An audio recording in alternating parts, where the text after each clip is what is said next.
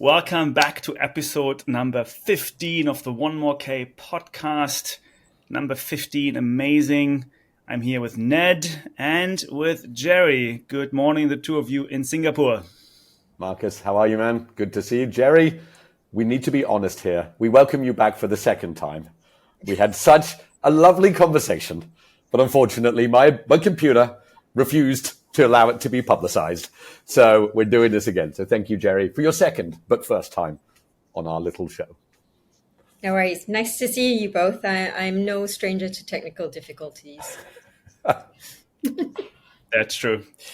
Well, let's quickly introduce you, Jeri, to our dear audience out there. So Jeri Chua is the owner of the Red Dot Running Company in Singapore, the place to be for anything trail running in Singapore. That's where many of the stories begin for trail running in Singapore. My own personal story of Lekka started in that shop, so I was inspired by the prices and the great products and to see what I can do there.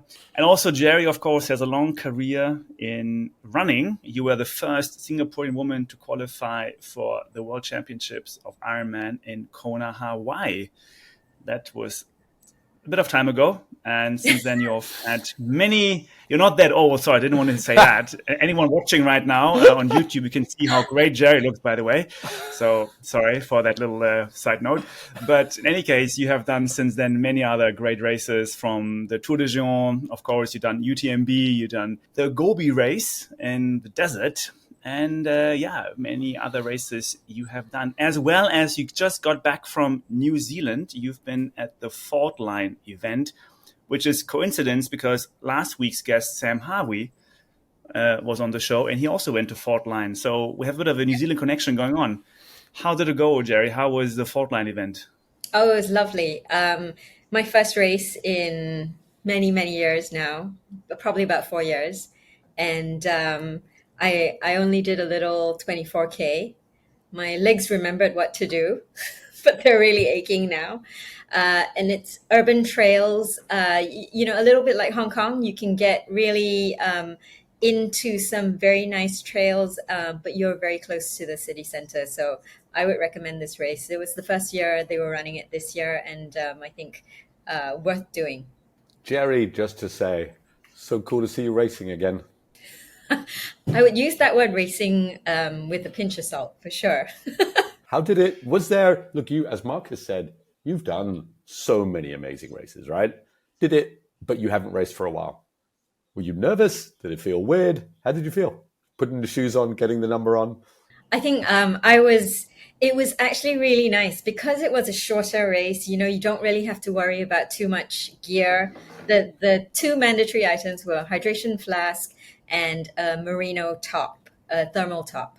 And so I wore the thermal top because it was freezing. And then I carried the hydration flask. And so, I didn't need really anything else. And it was such a great atmosphere. It's kind of a small city race, not a huge number of participants to start. And so it was just very easy getting into it and just kind of poodling along at my own pace. Does it mean you're getting ready for a race season, or is this like a warm-up run for something else to come? No, not yet. I think this year is going to be very, very busy for me work-wise. And so I took this as an opportunity to just see how my legs are. In all honesty, I signed up several months ago thinking I've got plenty of time to train up for this. I rock up at the start line and I haven't managed to run at all this year. That was the furthest I run all year. Not even like a Bukatima little climb in beforehand or anything like Richie? Actually, I did 3 days hiking on the Hump Ridge track just before that. So that was 62 Ks on the trails, which was a lot of fun, but maybe not the best preparation perhaps, but it was a lot of fun. Nice. Great. Talking about racing, coming to our quick news section of the week. We had some exciting events happening actually over the last 7 days. First and foremost, of course, there was the famous London Marathon happening. Did any of you follow the London Marathon? I did, because I don't know. may or may not have a VPN. We can debate that later, but I'm able to watch BBC TV. And it was pretty cool. And, because I'm old, I am old, Jeri is young, I am old at 56. Kenenisa Bekele at 42 was leading in the group. And I'm like, because it's the only race he hasn't won. He has 10 world championships. He's got 10 Olympics. I mean, he is the great. Eliud and Kenenisa Bekele, Haile Gebrselassie. And the group of 6 leading guys, 5 leading guys, 4 leading guys. Then it was just Kenenisa and Munyao. And honestly, you could see Kenenisa was like, what? I ditched the young guys? And he kept looking back as if he couldn't believe it at 42. And I was willing him on, being an old dude. I mean, this guy being a legend. But Munyao had him. And you see this British guy in third? He just thought he'd be lucky to get top 10. All the African dudes went backwards. He crossed the line. He didn't know he was third. And then the organizers said, hey, can you stand here for the podium top 3? And he was like, what? What, like me? It was so cool. I mean, I think it's interesting, right? There's 6 out of 10 are non-African runners. So British, French, German, American. So the lead African Kenyan Ethiopian pack. Basically, it's for the last 20 years, only 2 nationalities have won the London Marathon: Kenyan or Ethiopian. That's it. And they all went out and they just smashed each other to pieces. And the British guy ran through the guys that fell off.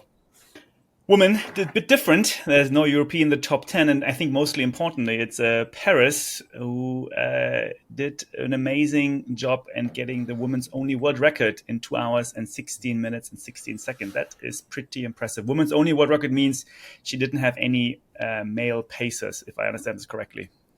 Yeah. She did. So Jeri, I see you have some bikes in the background. You've done Ironman, so you know about cycling. We talk about running. You know the power of drafting. In running, it's slightly less. The winner, she never took one turn in the wind. She made all these 3 ladies ran 42.0K in the last 200 meters. She just torched them. It was hilarious. Running Pretty smart. impressive. She ran super smart. Moving on to a desert race, which I think I actually don't know right now. Had any of you done Marathon des Sables? No, I haven't. Not me either. But both of you have done the Gobi Desert Race, right? Only Jeri, I think. The Gobi race, slightly different. There is a desert Racing the Planet Gobi race. That's a stage race. I see. Well, exciting enough. We had the Marathon des Sables Legendary, that's how it's called now. And we had 2 Moroccans win, Rachid El Morabiti and Aziza El Amrani. Going for the win. I checked out the race again. This time it seemed like the stage 6 was not anymore just a charity run. It was also a race. Usually stage 6 is just for charity, but they included that one as well. And anyone watching can see on YouTube, but stage 1 was pretty straightforward, apparently. But up to stage 3 and 4 went 85 kilometers per stage and then 43 in stage 4. But the sandstorms must have been pretty intense. But yeah, it was a tough race this year. The dude that won, him and his brother have won the last 20. El Morabati have won them all. Jeri, just a question. What do you think about stage racing? You've done so many. You've done Tour de Géants, which could be a stage race, but it's straight through. What's your feeling on stage or straight through? Personally, I prefer straight through because you get to manage your own time, and I like being able to keep moving because I never really slept very much. It didn't bother me sleeping. But I also see the appeal of stage races. I know a lot of people who do stage races and do really well by it. And, you really have to be able to manage your recovery, get up the next day and be able to hammer at it, at 100% again, every day, day after day, depending on how long the stage race is. Yeah. So kudos to those people for sure. I think if it's, look, you have enough experience, you can go 250, 300K in one big push. But it's unrealistic to think somebody who's has only got a few years in their legs is going to do that. And I think stage is the right step forward. I don't know if you saw, but on just in slight news on racing, you obviously know who Candice Burt is, the legendary organizer. She sold out her 300-mile race in a day, straight through, 300 miles. And do you know how much he's charging for it, Jeri? No, I didn't have a look actually, but I imagine it's quite a lot. $2,325. And she sold 300 in a day. My little bit of mathematics says that's 700,000 US. Can you imagine a race director 10 years ago when we were thinking about racing, selling out 700,000 US of race directing fees in a day? No, I mean, but who would have thought that you're going to pay 2.5 grand for a race? Crazy, right? But What are we doing yeah. here? Maybe we should change our jobs and go into race directors. But I'll tell you though, there's not any money in it. The hours you put in, the volunteers that you've got to have, the teams that you've got to rely on, it is crazy. Yeah, uh, it's thankless. Great segue to the next quick topic, which is the 100 group. That was some news already, I think, from a few weeks ago, but it got picked up recently on more social media channels. So I think anyone is familiar with Dragon's Den. It's a show format from the UK where entrepreneurs pitch ideas to dragons, so-called dragons or investors, essentially asking for money, and investors can invest or not invest. And there was a couple of guys coming to Italians, I believe, to the show pitching. One Portuguese, one Italian. Thank you. One Portuguese, one Italian. I picked up 2 Southern European accents there, but okay. They pitched 100, and I'm going to play the clip very quickly, not the full clip on YouTube, but just a few seconds, because I think it gives a better idea of what we're talking about. So please bear with me. Decided to complete that race. Why? And I came across the fastest growing sport in the world, trail running. And so when I left my previous company in 2019, I decided to start 100. We want to develop a trail running world championship. And we now have this year a race in Brazil, then Portugal, and we have the final stage in Italy. In the next 3 years, we want to explode the competition in 9 stages in other countries, in all the 5 continents. Great. That's maybe a good start. They were asking for $100,000 of investment for 2% of the company. The deal then ended up being $50,000 for 5% and some percentage of the royalty. And guess who took the investment? It was Steve Bartlett, the famous podcast CEO, Diary of a CEO, who took the investment. So we just talked about the racing industry. What are your thoughts on this pitch? Would you invest? What would you do with this? What do you think? Jeri, why don't you start? You start, because I have some strong thoughts and I don't want you to be polluted by my strong thoughts.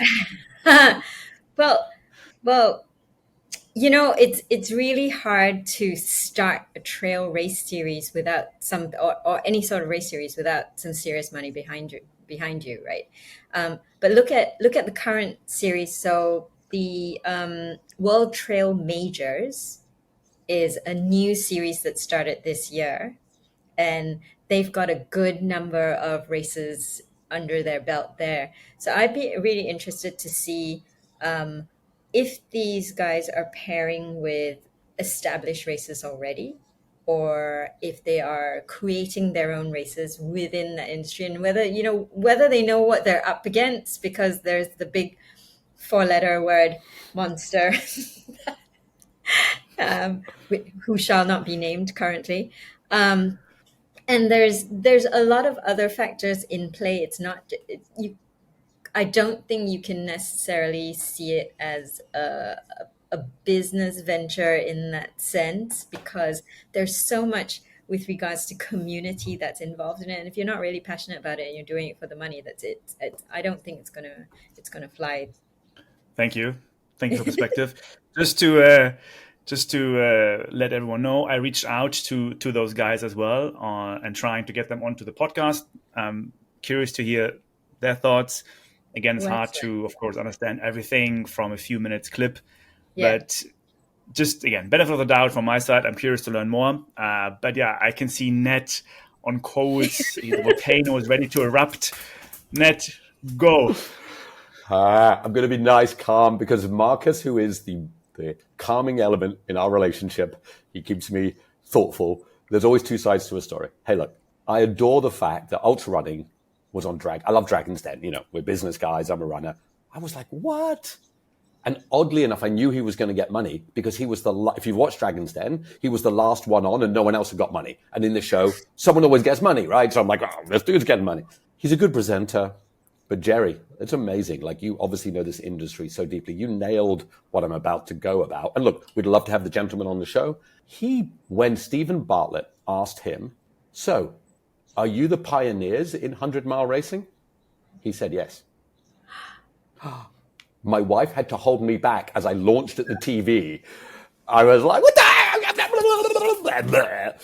And he said, and we've created this World Championships. And I'm like, and by the way, we can say UTMB, just to let you know, Jeri, we had the CEO of UTMB International on our show, Florian. He was a dude. He acknowledged that they've got some challenges, but no one can debate who is the gorilla in the room was UTMB. That's not for debate. Whether we love them or don't love them, there isn't a debate that they're the monster in the room. Could be a good monster, bad monster, whatever.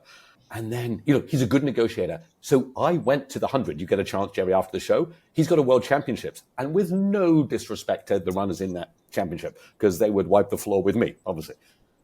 But they're not getting top 50 at UTMB. And it's just like you said, Jeri. The World Trail Major brought together some great races. UTMB was a great race. They all had 20-year history. Man, I think it's going to be fascinating to see because I think he's up against it. I'm going to get a bag of popcorn and pay attention. Do it. Look, the one thing that Marcus said correctly is Stephen Bartlett is the magic social media man. And he has money. Could he force this through? And maybe, if he gets a few bits and UTM buys him out, maybe there is a play here. But it was fascinating to see. Yeah, I'm just still very, very interested to see how they would follow this through if there isn't that real passion for the sport itself. Because you really can't just run it as a business, I don't think. You really have to, and I obviously need to watch a little more and find out where this guy's coming from. But to say that if he really said that he's created 100-mile trail racing, then yeah. Look, I have no words right now. he has done Badwater, so fair play. He's done Badwater, but then again, you've run 3. Well, you are a legendary, but there's plenty of people who've done Badwater, and that doesn't mean they're ultra running. Anyway, so look, let's give the benefit. Do have a watch. We're going to try and get him on the show. And look, the more ultra running grows, the better for Red Dot, the better for Lecker, the better for the industry, better for everybody. So we should cheer on. It was just that little comment of, yeah, we're the pioneers of 100-mile racing. I'm like, I have nothing against them. I'm just very, very interested to see how this plays out. For sure, that's a fact. The friend who sent it to me on Facebook, he was saying, oh, that's cool. It's happening on BBC, trail running. I know now why you're doing Lecker, because it seems like the world is growing in your... It's like, exactly. I think so. It gets more attention. And it was like, yep, it helps people like me to justify to our families why I'm doing all this. If the BBC is covering it, it's great. But I think maybe kind of slightly using that as a segue to the Singapore angle, because Jeri, you are an athlete, you are a business owner, and you're a race organizer. I think you had a good point about community versus business with community. What is happening right now in the sport about community with and with not business, like UTMB and others coming in? What does it mean right now for the sport? Where are we with this? I think the sport's come a long way for sure. And within Singapore and within the region itself, it's still some ways back from, how it's developed in the US and in Europe, obviously. We're still catching up. Our community is growing, by leaps and bounds. Within Singapore itself, our hands are tied a little bit with regard to events, just because we don't really have the natural resources, the trails to actually have events. But on the business side, from my perspective, obviously, we do well because we've got a good community foundation. We really try and be as authentic and relevant to the community as possible. And they can see our passion or my passion. For me, that makes a real difference. I can't be the kind of store that just sells stuff, because there's got to be a reason behind it. I won't, hop on a fad just because, everyone that's what's selling. I will make sure that the product is functional and useful and does what it says on the tin. And that ties in with our community, because the idea that there are so many new people coming into the sport. There's so much information to be had, there's so much education to be done. If no one takes the time to help with this education and information, then the sport doesn't grow and the community doesn't grow in the way we would want it to be. It means that it won't have legs. It won't have a strong foundation to build itself on. And without that foundation, people just think, oh, well, that's the next new sport. Hyrox has come around the corner. I'll do that instead.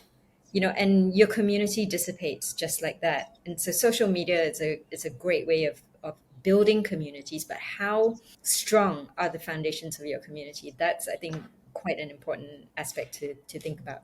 When you come into Red Dot, so for me, and you know this, Jeri, but for me, when I come into Red Dot, I'm like, I could just kind of hang out there. That's the interesting thing. And is that what you wanted to create? Look, obviously you're a business person, Jeri. You're a runner, you're a business person. But I get that feeling, like we talked before, because we've done the show before, but, Feder Sports, one of the OGs, crazy shops in Singapore. For any of you in Singapore, of course, go to Red Dot. But for an experience, go to Feder. It's like this tiny shop with literally 1 million shoes in the roof, on the ing, but you can't hang out in there. Right? You just can't, right? The guy knows his stuff. How much, look, you have to make a living, Jeri. How much was it when you started Red Dot, you just wanted to do it as a passion play, like a lot of people in Ultra, and how much, you know what I'm asking, how did it feel? I never thought that I would build a business of this size when I first started Red Dot. It was literally just, I needed some gear. I couldn't find the gear that I needed. And then I thought, okay, I'll order some in. And then hang on a minute, some other people are asking me to help out with this as well. And so it became a thing. It started out of my spare room, and people were coming to my house to try on hydration packs. And it was all very cottage industry, small scale. But the whole point of making this a business for me was to help grow that community, because if I couldn't find the information, not just gear, right? The information that I needed to figure out how am I going to last, 6 days in a 200-mile race, for example, or what do I do when I get major blisters? A lot of these things are, you learn by trial and fire, right? Literally. You drop yourself in it and you're like, okay, I'm going to have to cut the inner lining out of my shorts because I'm chafed to bits and there's nothing else I can do because I still got 60 miles to go. People were also coming to me to ask for advice, to ask about my experience in races. And this was a great avenue, or a great way for me to channel the information that I had to people who were interested in either becoming part of the community or already were part of the community but wanted to find out more about some of the things that I did. And I love that we were able to share that information. And so with Red Dot, the key really is community for me from the beginning, and still is. Aim is to create a space that becomes like an Aladdin's cave of stuff. You walk in and you get excited about things that you see around you. And also with, my staff, making sure that they are well informed and well educated so they can share that and with their experiences as well. I think that's just really important and will always be important for Red Dot Running Company. Mm. And through Red Dot, I assume you have kind of a thing on the pulse of Singapore's trail running, ultra community. What are like the new things you see happening in terms of demographics, in terms of needs and problems? Like what's going on? Where are the trends, if you want to put this simple question? Yeah. How much time have you got? We got all day. Well, let's go. I mean, that's a question that has a lot of facets, that can be answered. In a nutshell, a few of the things that I'm excited about at the moment is, first of all, we finally got a Singapore Ultra Running Association. Uh, this is started by some of the local runners. It's been in the works for years now. Now we finally got one. It's a central point for some of the ultra runners in particular. So there is also a distinction between trail running and ultra running, right? And we often sort of just use them interchangeably. One's to do with terrain, one's to do with distance or time. So this one is ultra running. I don't know if we could possibly have a trail running association. That would be funny, Jerry. I think it's a great start because it means that people feel like they're going to be represented. We're at a point where we've got enough ultra runners here and trail runners where they're really stepping up. They want to represent Singapore. They have the ability to represent the country in Asian Masters, for example, the Asia Trail Masters, some of the other events, not even trail. You think about 24-hour races or backyards or anything like that. At least there is an association that allows, or has some information or the ability to provide some education and some support for these runners, which I really do like to see.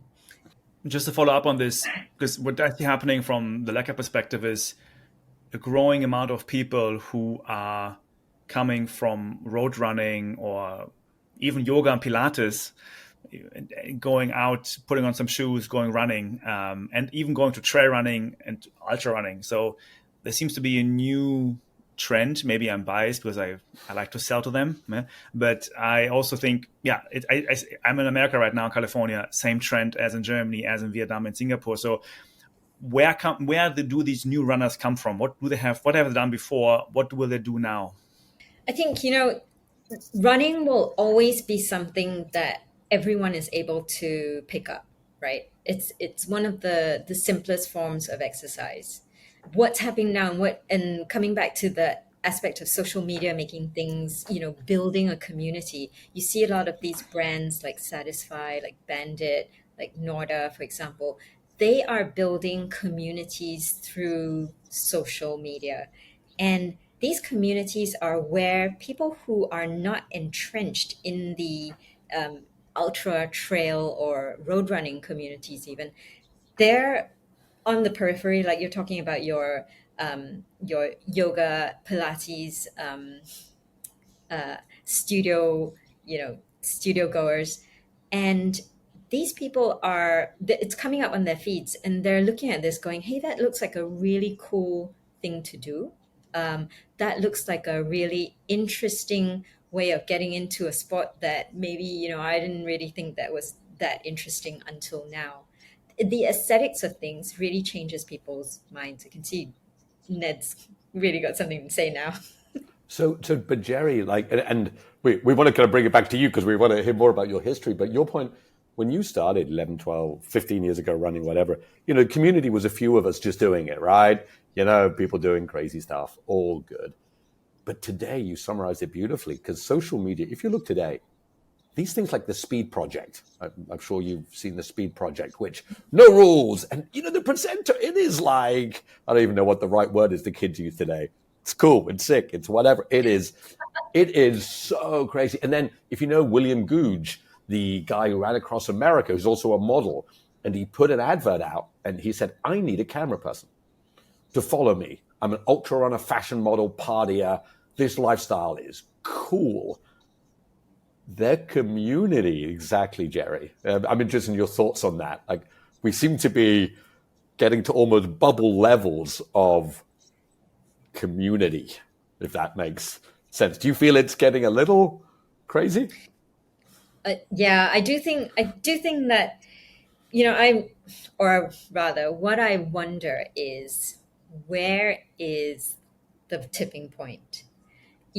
How many brands can build a sustainable business off building these niche aspirational communities that they're creating online. And how sustainable is it? Because after a while, you buy into a brand and you know keep buying their stuff, but how much of it is hype and how much of it is real passion as well is something that needs to be thought about. However, on the other hand, I am absolutely delighted that it is bringing new people, new blood into the sport.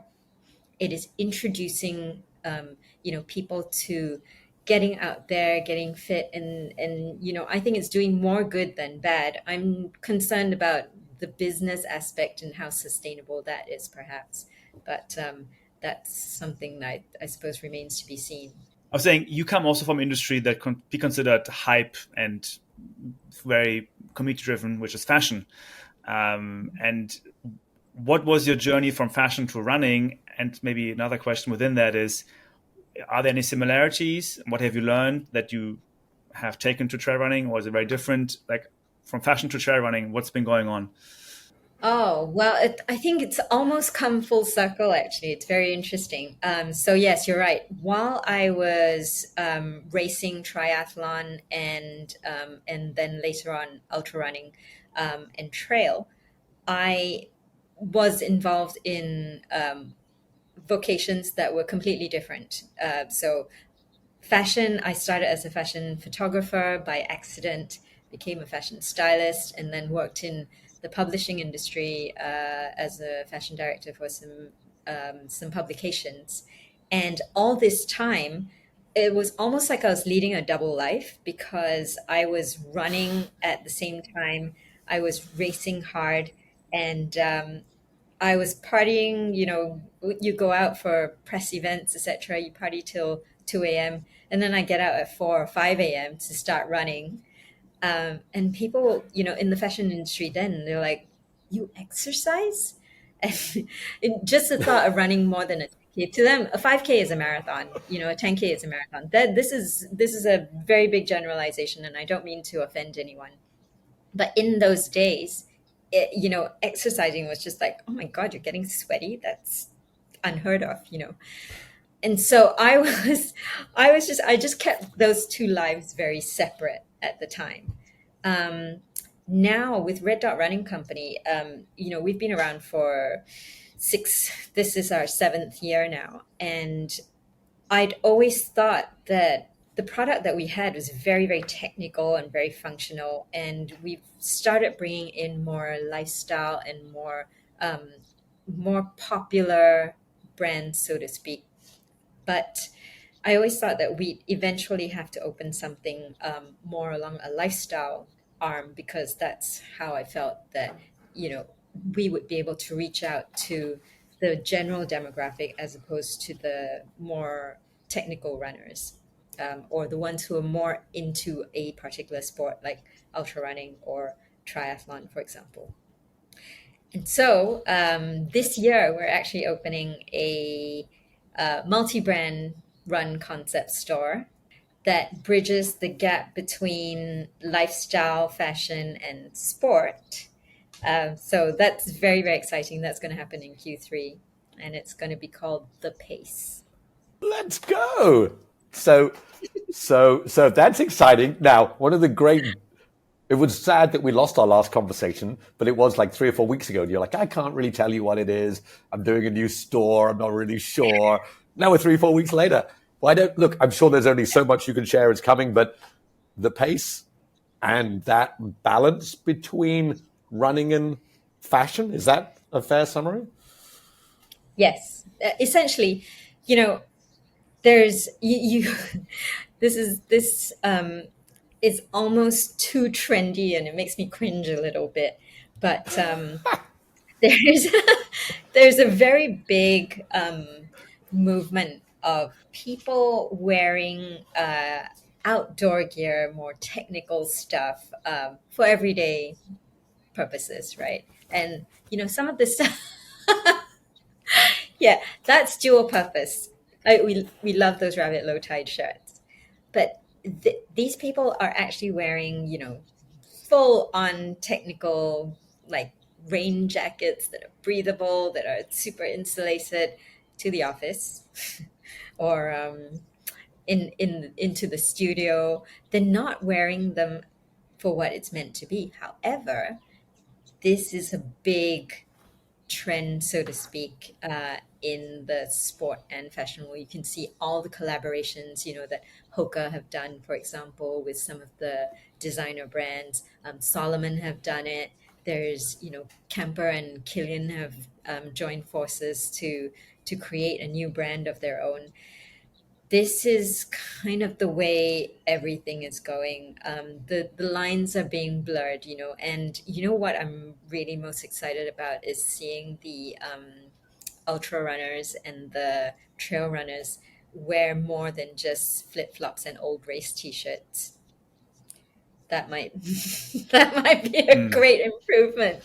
I was just saying that we have covered Lululemon quite a bit actually in the last few episodes. Episode 5, we did an analysis, and Lululemon is doubling down tremendously on trail running with a new line, and they have done a lot of activation events. We have covered the hashtag further.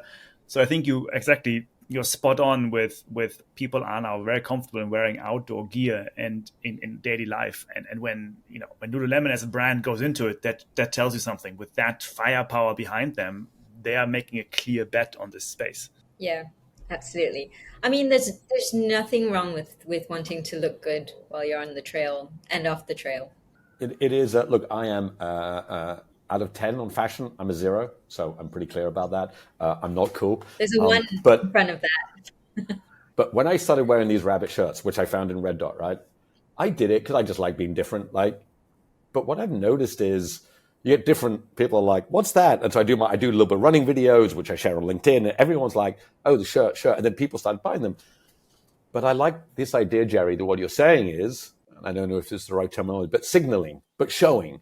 But, I come from surfing and skateboarding. So when surfing started, Billabong was not cool. And then all of a sudden, everyone wore Billabong T-shirts, right? And Quicksilver. They made that crossover. Do you think it's the same thing? Because Billabong and Quicksilver was just for surfers and then for everybody.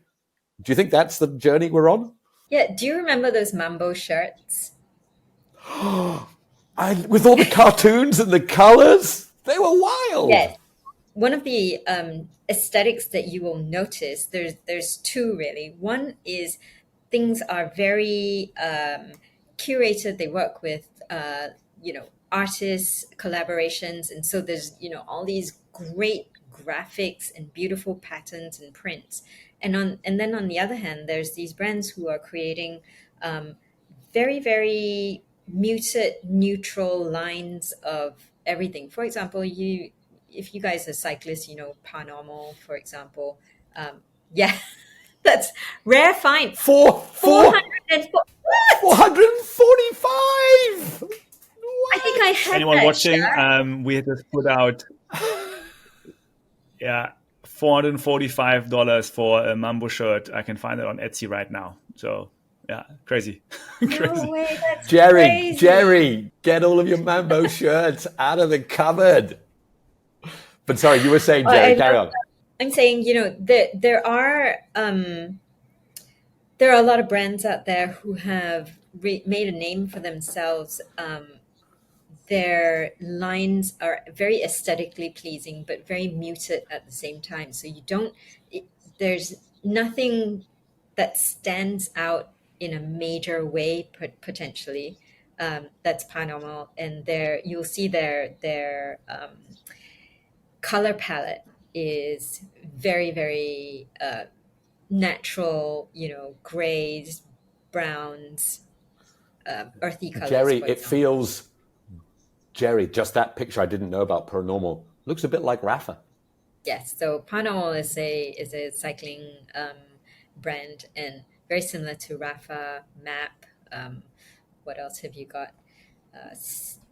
I'm gonna say something wrong because I'm not so au fait with the cycling brands, but Rafa and Map are the 2 that come to mind. But yes, they have a different aesthetic, slightly different aesthetic, but it's along the same lines. You build that community of aspirational cyclists or runners or riders or whoever it is, and they buy into it. I mean, if you see the prices of some of these things, it's You're we're going down this fashion route, which I didn't think we would, but it's interesting.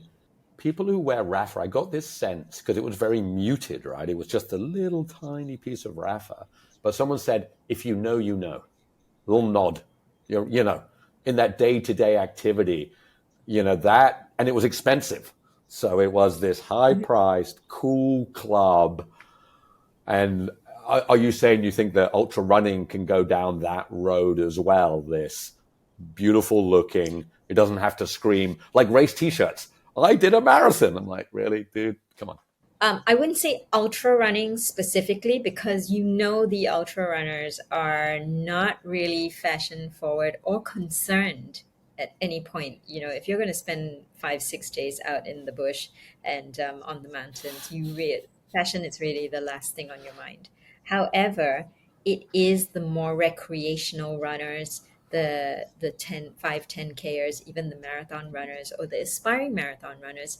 These are the ones, and the trail runners, the shorter distance guys, who are aspiring to maybe buy into the lifestyle and the community that these brands are touting. And, I may sound like I don't necessarily approve, and that's untrue. I do approve because I feel like it's opening this up.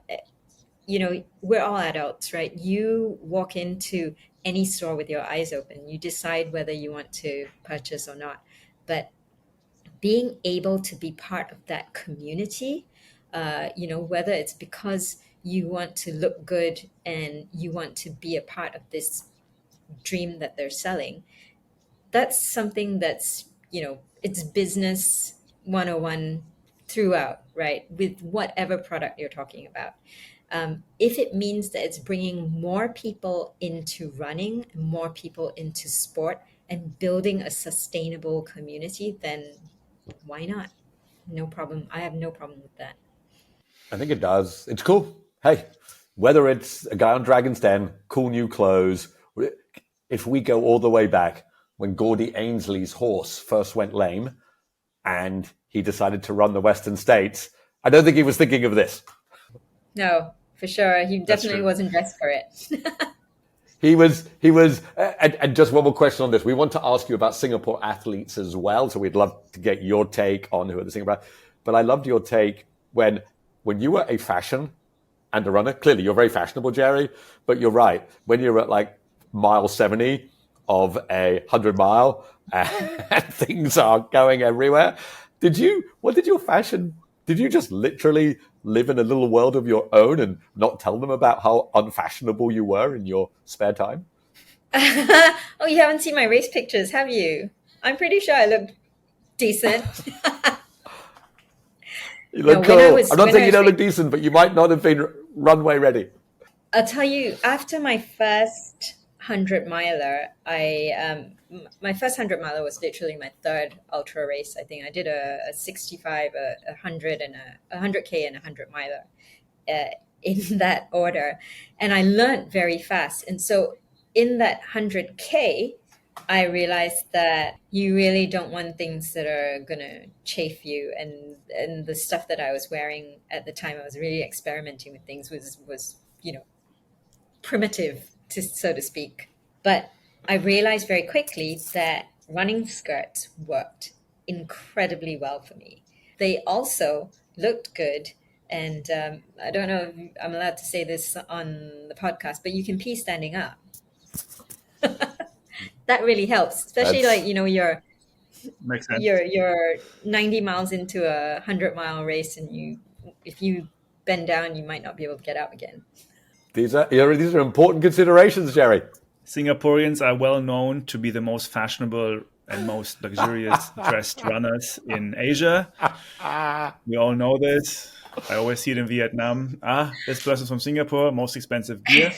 Anyway, who are the top athletes right now? Where are they going? Where are they training? What's going on? There's so many of the I'd say the old guard that have stuck with the sport. People like Abi, like Hung Wei, for example, and we see them doing various things with the with Natalie Dow, for example. She is about to embark on her Project 1000, which is running 1,000 kilometers across Malaysia or along Malaysia. There are so many of the runners who are still doing what they're doing. They're just not making a big thing about it. You know, they don't have a lot of social media. We don't really know what's going on with them. But with the races that are coming up all around the world, you know, things have changed so much. They are taking part in 200 milers, 300 milers even, and some of us don't know anything about this. The younger runners, I think, coming up, it's very interesting to see because I feel like they're getting a lot of support from the older, more experienced runners. And I say older, and not necessarily older in age, but they're just more experienced and they've done a lot. And being able to train, the younger ones being able to train, or the newer athletes being able to train with the more experienced ones, has really made a change, I think, in their ability and their staying power. Because previously, where we used to see, you know, a lot of the less experienced athletes would drop out due to, you know, some kind of malfunction, something goes wrong, they're not sure how to deal with it, nutrition isn't dialed in. Right now, they're getting so much more support, guidance, and information from the community that they're able to just make leaps and bounds in the sport itself without making the mistakes that we did. So I do like seeing that. But if you ask me to name people specifically from this up and coming tranche of athletes, I think you only have to look at Asia Trail Masters, for example, and you'll see not just from Singapore, but from all around the region, there are some incredible athletes, especially the women. I'm so excited to see some of the women that we have racing because it is incredible to see, you know, Vietnamese runners really representing at a very high level, Filipino runners really, again, Hong Kong, we already know that, you know, they've got great caliber there. But it's just very exciting now, and there's so many races that I don't know where to turn. It is. Look, Singapore doesn't have the natural landscape to suggest that we're going to win in the big mountains. And we also are a society that hasn't optimized for sport, right? I adore Singapore. You do too, right? But it optimizes for other things. But that is changing. And I love your point, like whether it's Abbey or some of the old guards or, you know, I'm a member of McRitchie Runners, and they've been running around McRitchie, our famous reservoir, since the 80s. And I don't know if you remember, there was a lady, an expat lady, to be fair, called Yvonne, I can't remember her name. And she was like placing up in, my God, you do know. She was quality, right? Do you know that she still holds the Singapore women's marathon record? And that's, I believe it's a 2:49. No one has ever close. Wow. And for people listening, while 2:49 doesn't seem fast, you come and run Singapore Heat 2:49 as a non-pro. That is no joke. Just a question before we did want to ask you some views on UTMB. What, you know, look, as you know, I adore Backyard. Jeri, you know, it's my only race of the year. I adore it. What Joshua did at Backyard at 72, I mean, I think that's fair to say that was like world class. My question is, can we be world class? And my response is, why not? If you look at the Singaporean psyche and the way we've all been brought up, a lot of people are good at ultra running. They're maybe not world class yet, but the mentality towards ultra running or long distance events is just get your head down and do it. You know, like we talked about Ben Sui's events, this homegrown race director who's got a penchant for having people run round and round stuff for hours, or, you know, find your way around the country for hours. this is something that nobody complains about. Singaporeans are great at complaining, but nobody says, "Oh, I don't want to do that again." They're so happy to, sign me up for 16 hours running around a 4.5K loop in the hot sun. Sure, I'll do it. And I think this is the mentality that paves the way to greatness, or world class greatness at least, because we're being told, if here's the route, go do it. And instead of thinking, oh no, I can't do it because I don't have the right terrain to train on, they'll spend 16 hours or 12 hours going up and down the one hill that we have, just to prepare themselves for it. And I've done it, just about everyone else has done it, and hats off to people who still keep doing it, because that's one of the ways you build this mental resilience that actually does a lot more for you beyond physical talent. You are yourself a race director of the race that Ned is waiting for all year. What is your perspective of the 4-letter event company coming more to Southeast Asia? How is it going to change the game? I think it was inevitable. And there's obviously pros and cons. The pros, which I always like to think of the positive rather than the negative, is that, again, it will see more beginners coming into the sport. It makes it more accessible to people. And hopefully it also makes races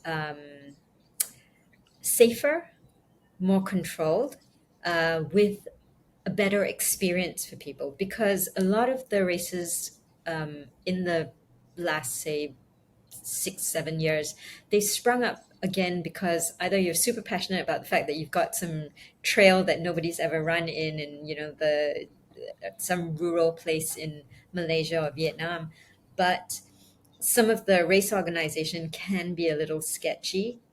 And this is something that a lot of people don't realize. You're going to be out there for a long time. There's safety concerns, there's nutrition concerns, there's training physical concerns, there's rescue concerns. And so I would hope that with UTMB coming in, that their races at least will set a standard for some of these other races, to ensure that everyone has a great experience. Because if you have a bad experience, you're not going to come back, and you're also going to tell your community, that wasn't really good and I wouldn't recommend it. And there's a knock-on effect from there. But if you have a good experience, it just helps everyone. I think that is. And the cons being, yeah. Okay, fine. One of the things is, again, commercialization, right? Pricing smaller businesses out of the sport or out of the business, taking over areas that were traditionally used by other events, for example, because they have the clout, because they have the money behind to support the things that they want to do, and they can push it forward. That's one of the major cons, I think. It's like small guy versus big guy, right? David and Goliath. And so what can you do about it? I don't know that there's an answer that's going to be particularly satisfactory at this point in time.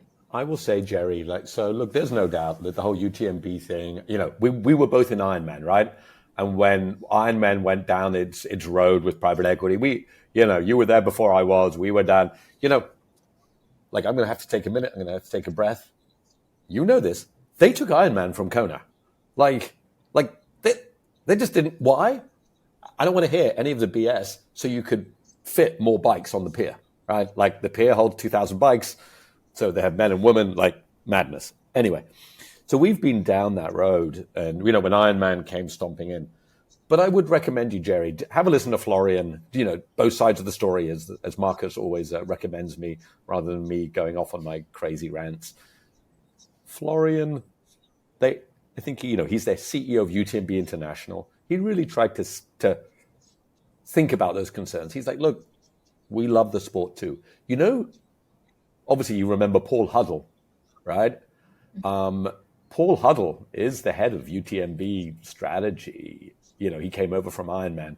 He's a real dude. He's an OG. So, you know, look, I'm trying not to just sit on the fence here. I think UTMB made a mess of a bunch of things. But when you listen to their people, you get the feeling that they have made mistakes, but they'd like to get it right.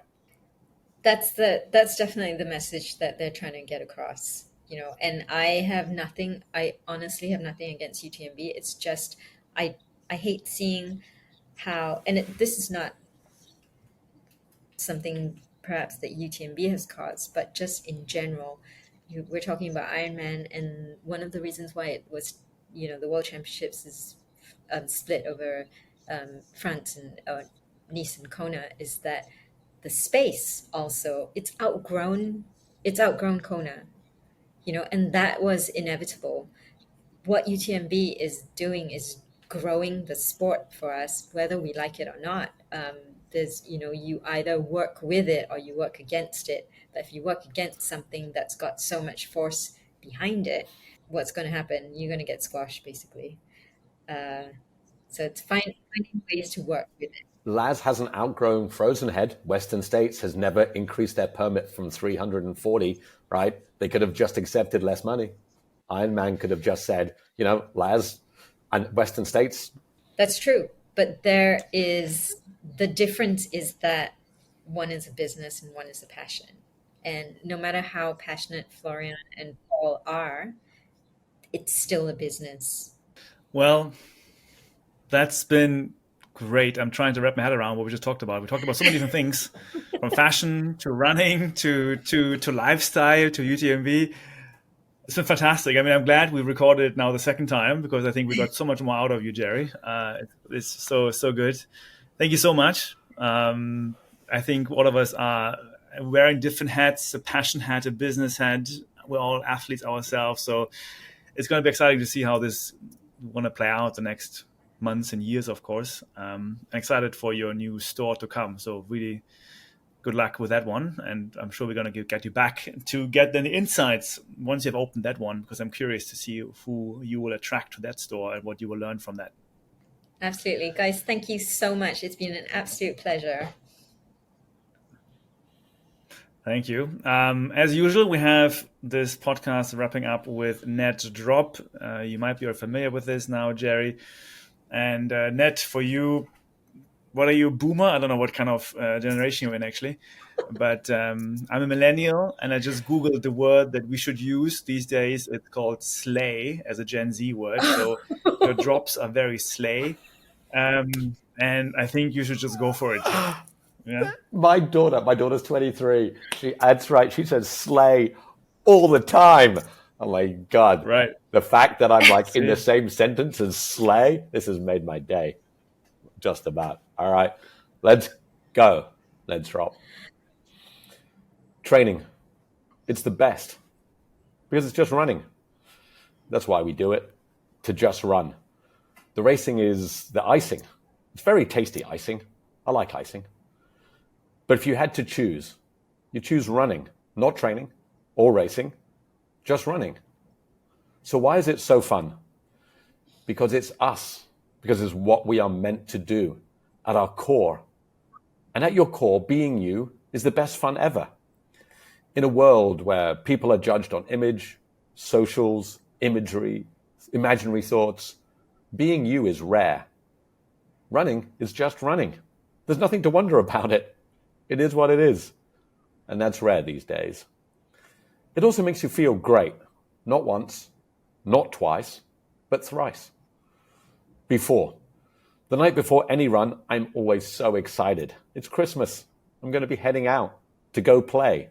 How cool is that? I'm going out to play as a grown-up. During. The feeling when running. Moving, sweating, adrenaline. Is that a word? Smiling. Endorphins, nature, the music in the ears, the feet in the trails, the distance you covered. And after, that glow, you know it. How to say it. Energized, buzzed, feeling good for yourself. Strava kudos, you know you like them. Extra helping of cake with icing. And it stays with you all day because you are a runner. It's a cool club. Lots of us are in it now, but it's still the quirky side club. The one that I like, ultra, trail. We are the surfers and skateboarders of running. We are the cool kids. But that doesn't mean we love running any more than the couch to 5K crowd. Indeed, maybe they are the lucky ones. They just found running. They have so much to discover. How cool is that? But the truth is that running is the gift that never stops, no matter what stage you are at. It just feels as good every day. It never wears out. Indeed, it gets better forever. Running, the best gift you ever got. Never forget that. Every step, every run, just run, because it's beautiful. For you, for the body, and your soul. Get out there. Ned. Thanks, Ned. It might just be that I come back from a run just now and a bit in a endorphin overdrive, but I think this was the first time I actually teared up a bit listening to you. So that was nice. Thank you. I appreciate it. I loved it. Good job. Thank you, guys. I didn't like riding as a kid, and what I learned is this. To your point, Jeri. Well, Marcus, first of all, I'm glad you like it. To your point, Jeri, it's hard to run a business if you're not passionate about it, right? And it's hard to write about something you're not passionate about. I love running. Love it. So when I write about it, I feel so lucky I can write about it, and then I got to read it out. But awesome. Marcus, I'll let you wrap it up. Well, thank you so much, both of you. Anyone out there listening, thank you so much for spending time with us. So subscribe on our website, YouTube, Spotify, Apple Podcasts, anything. Let us know what's going on out there, and we're excited to see you next week again. Thank you, Jeri. Thank you, Ned. Thank you so much. Jeri, thank you for being on.